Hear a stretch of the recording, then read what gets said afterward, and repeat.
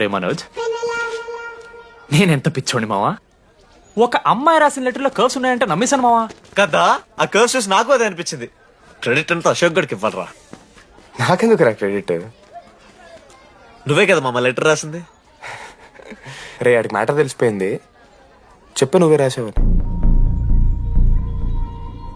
కాదు మామ, ఆ రోజు నువ్వు రాసావు, నెక్స్ట్ డే మార్నింగ్ మనోడికి వచ్చింది, నేను నిన్ను చూసి నవ్వాను కదా.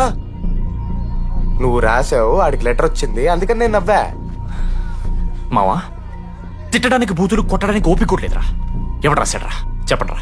మామా వద్దు. ఎవడు రాశాడ్రా?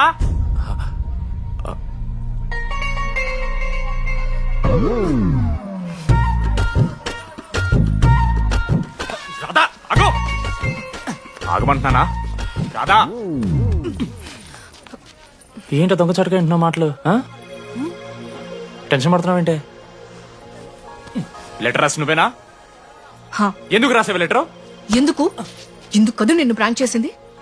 అరే ముద్దు, నేను కూడా జిల్లా పరిషత్ హై స్కూల్ తెలుగు మీడియం. చిన్నప్పటి నుండి నువ్వంటే నాకు ఇష్టం. లేకుంటే గొడవ ఎందుకు పడతా? నీకు డబ్బులు ఎందుకు ఇస్తా? మధ్యలో వెన్నెలొచ్చిందని డ్రాప్ అయ్యా. ఇప్పుడు వెన్నెల లేదని తెలిసి నేను చాలా హ్యాపీ.